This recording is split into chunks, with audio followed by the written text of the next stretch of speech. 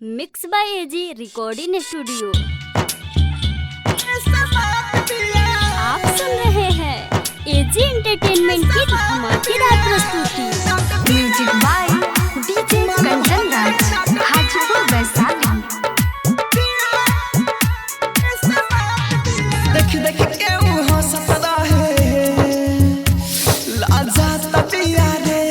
हाँ देख देख के वो हंसत रहे, लाजा तपिया रे। माल भोले नट पिया समात पिया रे, माल भोले नट पिया समात पिया रे। Mix by AG recording studio.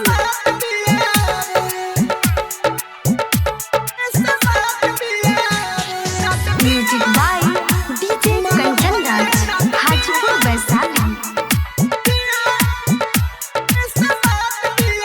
जाई जब देखे साला बनाई बेटे,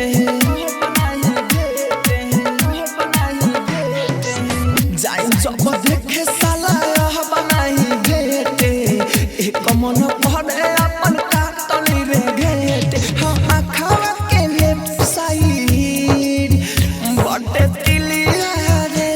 हाँ आँखवा के लेफ्ट साइड बटे तिलिया रे। माल भोले नट पिया समात पिया रे, माल भोले नट पिया समात पिया रे। Mix by AG recording studio.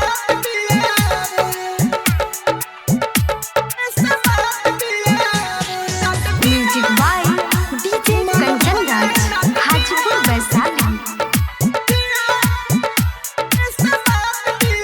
साची कहिले सुना राहु मनीषा हो, साची कहिले सुना राहु मनीषा हो। लकी अनिल बड़ा करे के निशा हो। हाँ रात भर जागत रही सुते दुनिया रे।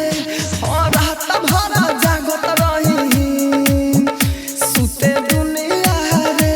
माल भोले नट पिया समात पिया रे, माल भोले नट पिया समात पिया रे। स्टूडियो रोशनपुर सपहा।